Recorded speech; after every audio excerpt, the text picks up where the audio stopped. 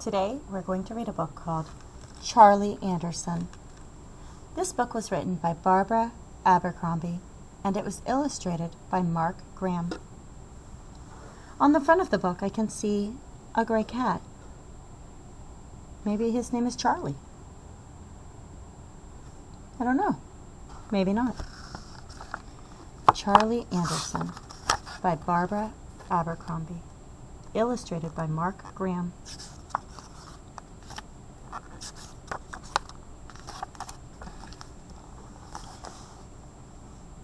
One cold night, a cat walked out of the woods, up the steps, across the deck, and into the house where Elizabeth and Sarah lived. Wow, what a great setting for the beginning of a story. One cold night. Oh, that makes me want to be a writer. One cold night, the cat walked out of the woods, up the steps, across the deck, and into the house where Elizabeth and Sarah lived. He curled up next to their fireplace to get warm. He watched the 6 o'clock news on TV. He tasted their dinner. He tried out their beds. My goodness, is his name Charlie? Or is his name Goldilocks? It makes me think of connections to other stories.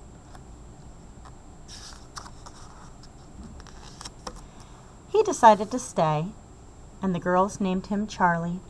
Every morning, Charlie disappeared into the woods again. At night, when he came home, Elizabeth brushed him clean, fed him dinner, and made a space for him at the foot of her bed. He liked Elizabeth's bed the best. Sometimes she would wake up in the middle of the night and hear him purring in the dark.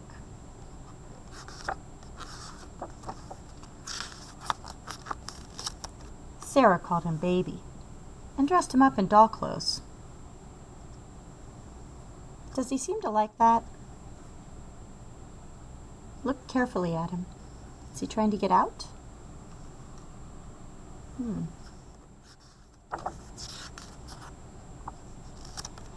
When it snowed, Elizabeth and Sarah's mother heated Charlie's milk before he left for the woods. Oh, that's right. Every day he leaves and he goes to the woods. He grew fatter and fatter, and every day he purred louder and louder. On weekends, the girls stayed with their father and stepmother in the city. They wanted to bring Charlie with them, but their mother said he'd miss the woods. Charlie's a country cat, she told them. One stormy night, Charlie didn't get home. Elizabeth and Sarah stayed out on the deck and called his name. But no Charlie. Where was he? Why wouldn't he come out of the woods? Was he all right? How do you think Elizabeth and Sarah feel?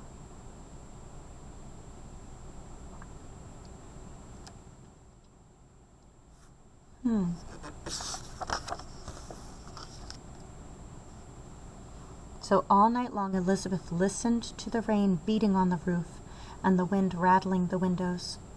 Was he cold? Was he hurt? Where was Charlie?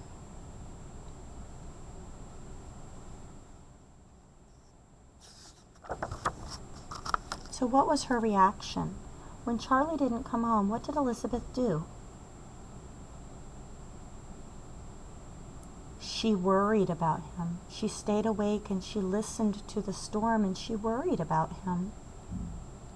In the morning, Elizabeth and Sarah looked for him. They asked the lady down the road if she had seen their cat. She said no and offered them cookies. But they were too worried to eat anything, even her chocolate chip cookies.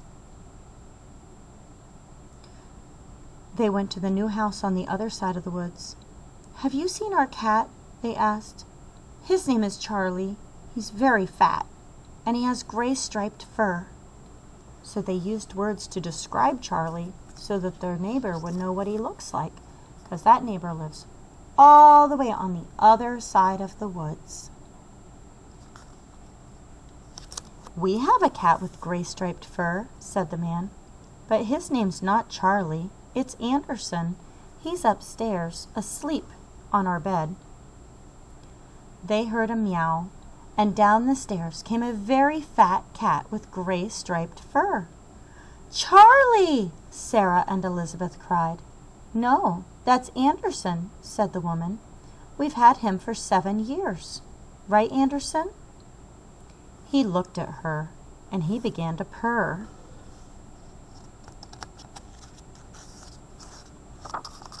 "But it's Charlie," Sarah said. He looked at her and purred louder. "Is he ever here at night?" Elizabeth asked. Why do you think she asked that? Why does she want to know if that cat is there at night?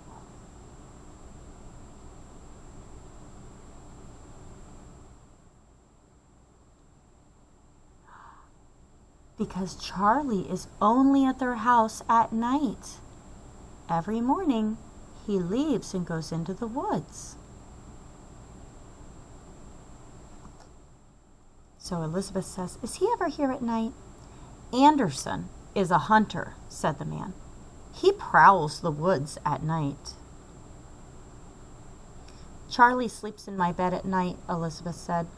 "He leaves for the woods after breakfast." "Anderson comes home at breakfast time," said the woman. "He leaves right after dinner." They all looked at the cat. He sat at their feet, very happy and very fat. Why is Charlie so fat?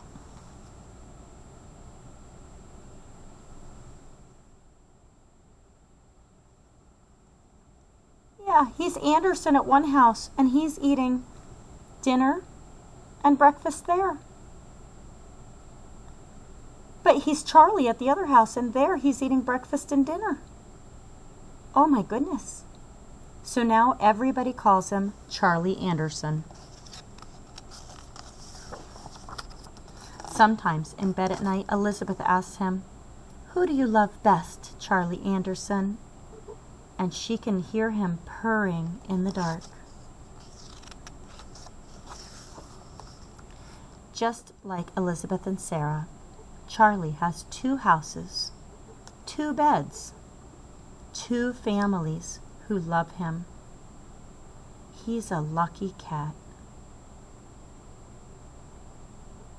What do you think the author means by "he's a lucky cat"?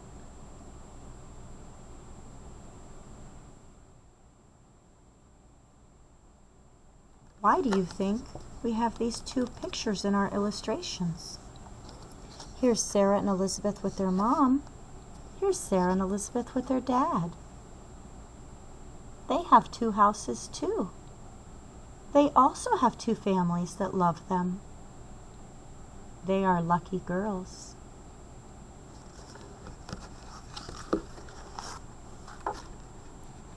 Thank you for reading Charlie Anderson with me.